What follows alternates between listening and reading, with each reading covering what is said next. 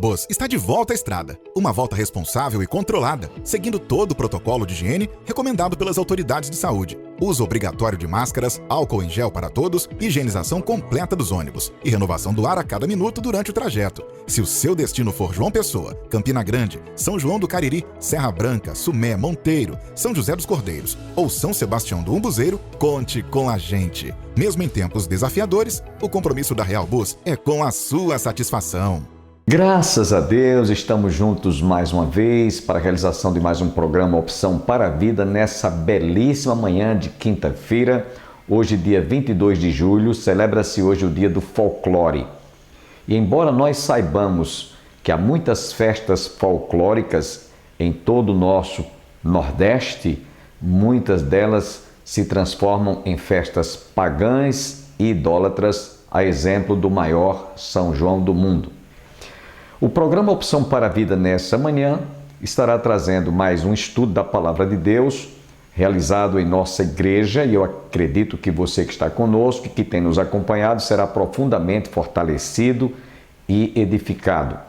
E ainda ouviremos também da letra à palavra o reverendo Hernandes Dias Lopes falando sobre, aliás, é uma pergunta: quem é Deus? Quem é Deus para você? A gente sabe que em todo o mundo, cada país, cada povo, cada língua e cada nação adota um Deus. Por exemplo, na Índia, a vaca é um animal sagrado, né? Eu tive a oportunidade de participar em 1995 de um congresso na Coreia do Sul e nós tivemos a oportunidade de conhecer uma missionária que ela trabalhava com tribos indígenas e era tão grande a idolatria praticada naquela região onde ela estava trabalhando, que ela foi trabalhar com tribos que adoravam a ratos, sim, répteis. E aí nós encontramos o apóstolo São Paulo escrevendo na primeira carta aos Romanos, no capítulo 1, dizendo que Deus entregou tais homens a toda sorte de erros porque eles desprezaram a verdade. E aí passaram a adorar a aves, a quadrúpedes, répteis. E enfim, o homem se tornou refém dos ídolos. Lá no Salmo 115 nós encontramos o salmista dizendo que os ídolos que são constituídos como deuses para muitos têm boca, mas não falam, têm ouvidos, mas não ouvem, olhos, mas não enxergam, têm garganta, mas não falam, som nenhum lhe sai da garganta, têm boca, mas não falam, som nenhum lhe sai da garganta, têm mãos, mas não apalpam, têm pés, mas não andam. Tornem-se semelhante a eles os que o adoram e todos quantos confiam.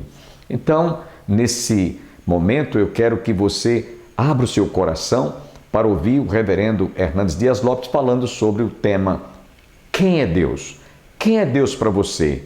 Ele é o Criador dos céus e da terra? Você é criacionista?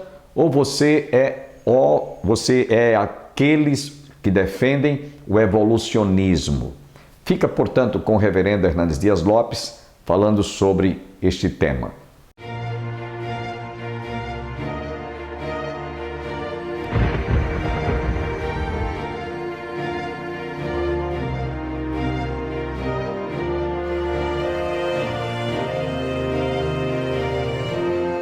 Há muitas pessoas que dizem que Deus não existe. Esses são os ateus. Há outros que dizem que Deus existe, mas não pode ser conhecido. Esses são os agnósticos. Há outros que dizem que Deus existe, mas está tão longe, não está presente conosco. Estes são os deístas. Nós cremos que Deus existe. E Ele se revelou. Se revelou na natureza que criou, porque os céus declaram a glória de Deus e o firmamento anuncia as obras das suas mãos. Se revelou na palavra, nas Escrituras.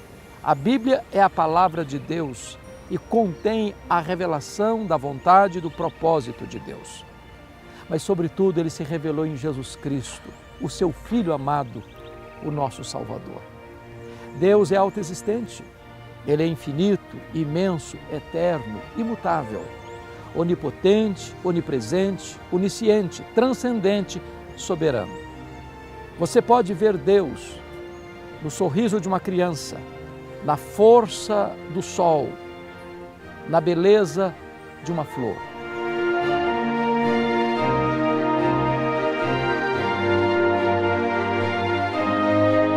As digitais do Criador estão presentes em todos os lugares, mas nós podemos ver Deus, sobretudo, na face de Cristo. Ele é o Deus que nos criou, o Deus que nos ama e o Deus que revelou sua graça a nós em seu Filho, trazendo-nos esperança e salvação, pelo sacrifício do seu Filho em nosso lugar e em nosso favor. Esse Deus único, vivo, é digno de ser adorado, é digno de ser servido. A nossa vida só faz sentido quando nós o conhecemos, o amamos e o glorificamos. Foi o grande expoente dos pais da igreja, Agostinho de Hipona, que disse: Deus, tu nos criaste para ti, e a nossa vida só terá sentido quando se voltar para ti.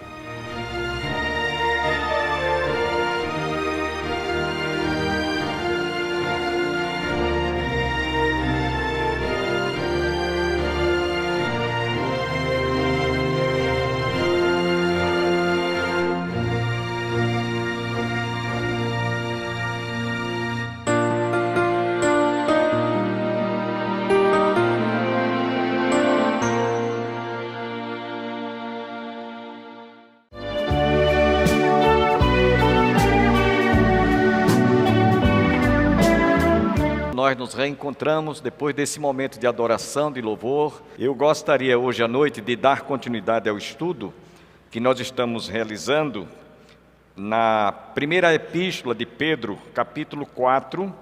Nós vamos ler os versículos de 7 a 11. 1 Pedro, capítulo 4, versos 7 a 11.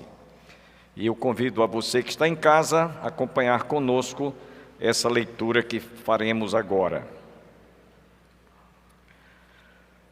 Ora, o fim de todas as coisas está próximo.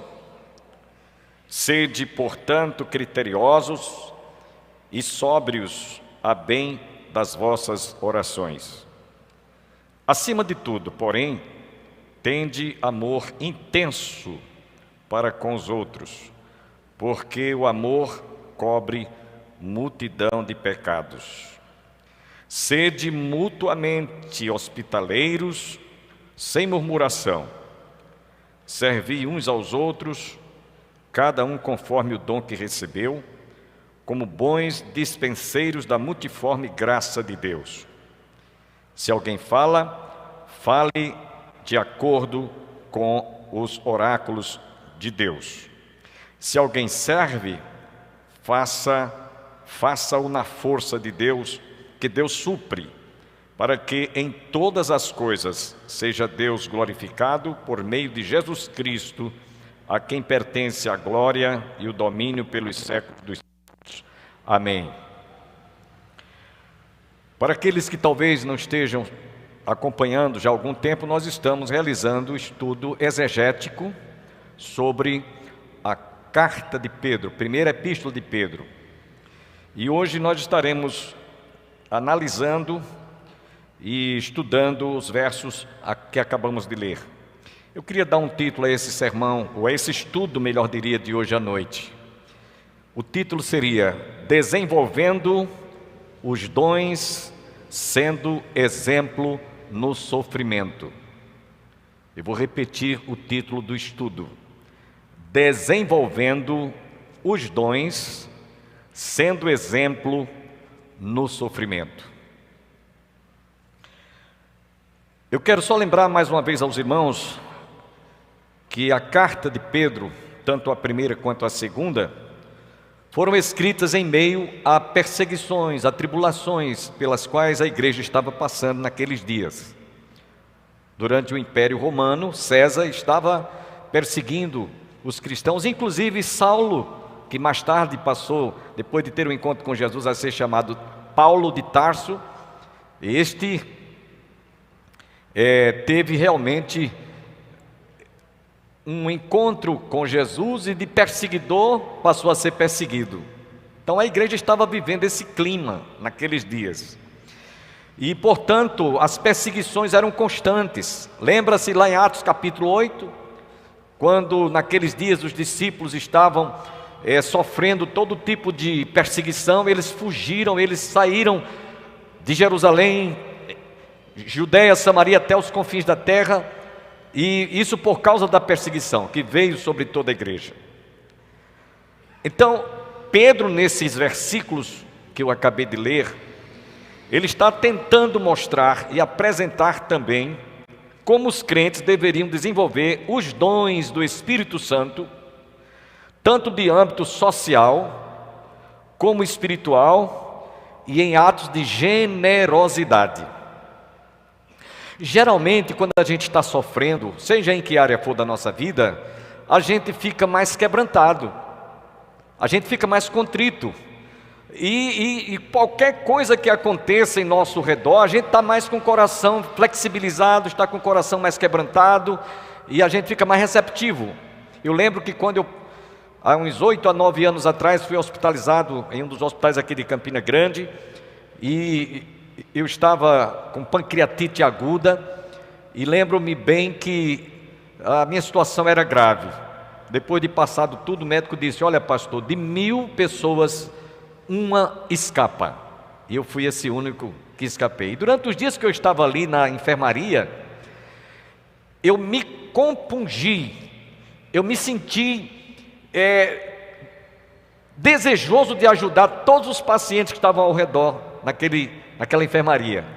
E eu lembro bem que de roupa, nós fizemos apelo para que os irmãos mandassem roupas. Algumas pessoas pobres que vinham do sertão e não tinham roupa, muda de roupa, então a gente conseguiu aqui. Eu me lembro que foi mobilizada a igreja para arranjar roupa usada para homens, mulheres que estavam acompanhando seus entes queridos. Eu me lembro bem que esse momento foi um momento muitíssimo importante de solidariedade para ajudar aquelas pessoas necessitadas.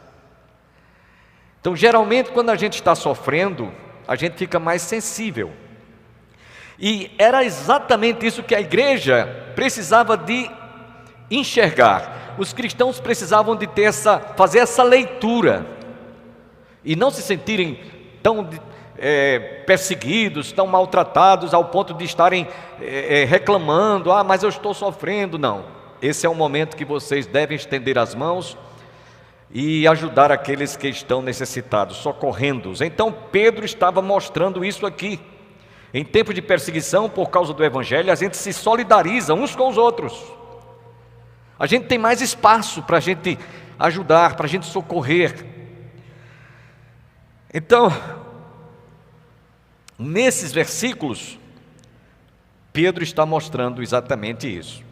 Vocês já prestaram atenção que quando há enchentes, quando há determinados problemas assim, de seca, como a gente teve no sertão algum tempo atrás, momentos em que as pessoas se sentem precisando de ajuda, de socorro, podemos assim dizer, seja terremoto, seja a exemplo dos venezuelanos, que buscaram refúgio no Brasil em busca de comida, em busca de ter o que sobreviver. Então, a gente sente que esse é um momento propício para a gente ajudar. Aqui em Campina Grande mesmo, e em outras cidades do Nordeste, quantos venezuelanos estão nos semáforos pedindo ajuda, pedindo socorro, pedindo um pedaço de pão? E você se solidariza quando você estende a mão para dar ou socorrer em algo que eles estejam necessitados. Então, aqui tratava-se de uma perseguição por causa do nome de Jesus, por causa do Evangelho. No versículo 7, ele diz assim: ora, o fim de todas as coisas está próximo. Sede, portanto, criteriosos e sóbrios, a bem das vossas orações. Essa expressão que Pedro usa aqui, ora, o fim, o termo no grego não quer dizer como algo que deixaria de existir. Não. Nem tampouco que ali era realmente agora o fim dos tempos, ou o fim dos séculos. Essa expressão no grego ora o fim de todas as coisas, está falando, para a gente ter uma certa compreensão, de algo que sempre iria existir, sempre iria acontecer em todas as épocas do tempo em que a igreja estivesse aqui como uma igreja militante. Isso aconteceu nos primórdios da história da igreja, perseguição. Isso aconteceu antes da Reforma Protestante. Sempre quando ocorre esse tipo de perseguição, como agora em pleno século XXI, em alguns países a gente sabe que cristãos estão sendo martirizados, estão sendo torturados. Então ele está dizendo, ora, o fim não no sentido de é o fim dos tempos, é o fim do mundo, não. Todas estas coisas em todas as épocas iriam acontecer. O fim de todas as coisas está próximo. Era como se ele estivesse dizendo, olha, agora mesmo nós estamos nos aproximando de uma grande perseguição. E eu quero dizer uma coisa a vocês, tanto os que estão aqui presenciais quanto os que estão em casa. Mormente nesses tempos e nesses séculos, nós estamos vendo isso com muita evidência. Com muita evidência. Mormente diante dessa doença que está aí. A privação, que nós tivemos, mas graças a Deus já está havendo uma certa flexibilidade, mas é uma maneira da gente se sentir perseguido por uma doença e privados de prestarmos culto a Deus presencialmente, como nós, antes dessa doença surgir, tínhamos toda a liberdade, total liberdade. Então hoje nós temos, mediante uma circunstância, quanto à saúde, temos que cuidar da nossa saúde. Pois bem, essa expressão, ora, o fim, tem mais essa conotação. E eu vou dar aqui um exemplo para você entender. Um jovem que está cursando, antigamente o ginásio, depois o científico, depois faz o Enem, depois faz a universidade, se ele concluiu o ginásio, ele tem o científico pela frente. Se ele concluir o científico, ele tem o Enem pela frente. Se terminar o Enem, se ele fizer o Enem e for aprovado, tem a faculdade. Depois, se ele quiser fazer carreira, tem o mestrado, o doutorado, e aí por aí vai. Quer dizer, são etapas que ele vai vencendo e vai concluindo, mas que sempre vai ter. Ele nunca para de estudar, vai estar sempre aprendendo até que ele se sinta realmente seguro daquilo que ele abraçou.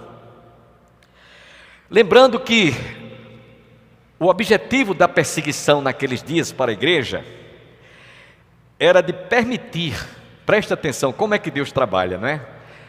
Permitir que os cristãos se exercitassem no desenvolvimento em meio às perseguições, em meio ao sofrimento, a prática das boas obras, ou de uma ação filantrópica, ou de um ato de generosidade, ou de ajuda, ou de socorro àqueles que estavam sendo perseguidos. Por isso, Pedro diz aqui, sede portanto, no fim de todas as coisas, sede portanto, Pedro conclama os cristãos a continuarem superando as perseguições e as lutas, por se tratar de um sofrimento triunfante, não de derrota, não de fracasso. Triunfante por quê? Porque estariam glorificando a Deus por causa do testemunho que eles estariam dando e pelas oportunidades que Deus estava dando a todos eles de servirem uns aos outros, como ele diz mais adiante. E eles tinham, a única coisa que eles tinham que fazer era realmente resistir com amor, com alegria, com prazer, com satisfação, sabendo que eles estavam sendo usados como instrumentos de Deus para abençoar aqueles que estavam sendo perseguidos. Ou seja, a igreja embora estivesse sendo perseguida, estava recepcionando, ajudando, socorrendo outros irmãos que estavam vindo de outros lugares, de outras regiões, pedindo acolhida para serem abrigados. E nessa escritura, Pedro está mostrando que esse era um meio, era uma oportunidade de Deus abençoar aqueles que abençoassem uns aos outros, ajudando, socorrendo, estendendo as mãos, orando por eles. E é importante, irmãos, dizer que você pode avaliar comigo. Eles estavam esperando Jesus, sabendo que a volta de Jesus estava próxima, naqueles dias já, nos primeiros séculos. E eles associavam que aquelas perseguições era como se fosse o início da grande tribulação. Eles pensavam assim. Tanto é que muitos daqueles cristãos, eles tinham essa certeza, eles tinham essa perspectiva, que Jesus estava voltando, e que realmente, no ano 70 depois de Cristo, quando o Império Romano destruiu Jerusalém, aí é que isso ficou mais evidente ainda para eles. Eles acreditavam. Porém, na segunda carta do próprio apóstolo Pedro, que a gente vai chegar lá, quando chegar no capítulo, segunda carta 3, verso de 1 a 10, ele diz o seguinte, é bom a gente ler, porque é importante você associar como eles acreditavam que Jesus estava para voltar já naqueles dias. Capítulo 3, verso de 1 a 10. Amados, esta é a segunda epístola que vos escrevo. Em ambas procuro despertar com lembranças a vossa mente esclarecida, para que vos recordeis das palavras que anteriormente foram ditas pelos santos profetas, bem como do mandamento do Senhor e Salvador ensinado pelos vossos apóstolos, tendo em conta, antes de tudo, que nos últimos dias virão escarnecedores com seus escárnios, andando segundo as próprias paixões e dizendo, onde está a promessa da sua vinda? Porque desde que os pais dormiram, todas as coisas permanecem como desde o princípio da criação. Porque deliberadamente esquecem que de longo tempo houve céus bem como terra, a qual surgiu da água e através da água pela palavra de Deus, pela qual veio a perecer o mundo daquele tempo, afogado em água. Ora, os céus que agora existem e a terra pela mesma palavra têm sido entesourados para o fogo, estando reservados para o dia do juízo e destruição dos homens ímpios. Todavia uma coisa, amados, que não deveis esquecer, que para o Senhor um dia como 1000 anos, e 1000 anos como um dia. Não retarda o Senhor a sua promessa, como alguns a julgam demorada. Pelo contrário, Ele é longânimo para convosco, não querendo que nenhum homem pereça, e sim que todos cheguem ao arrependimento.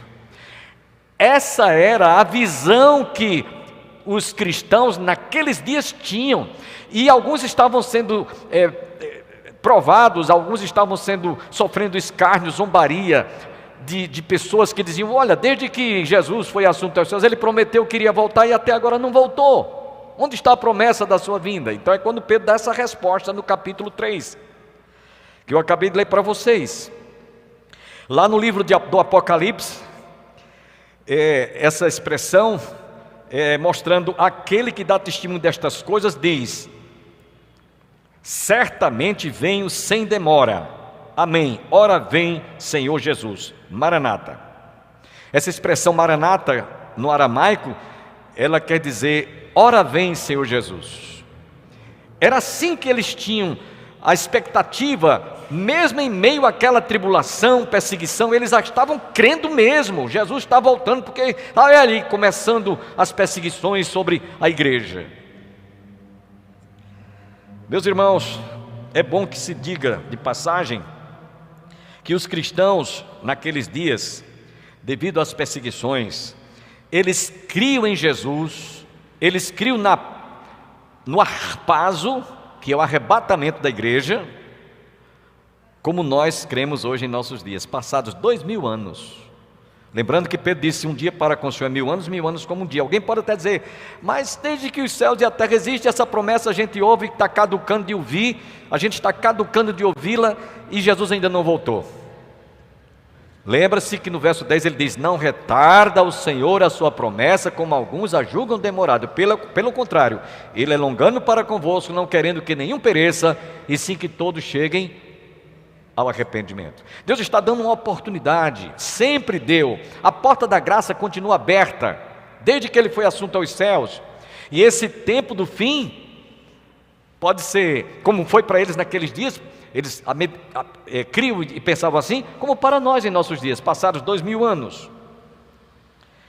E eu estava meditando nesse estudo, irmãos, e pensei comigo mesmo: a nossa saudação hoje, quando a gente se encontra uns com os outros no centro, na rua, onde for, é a paz do Senhor.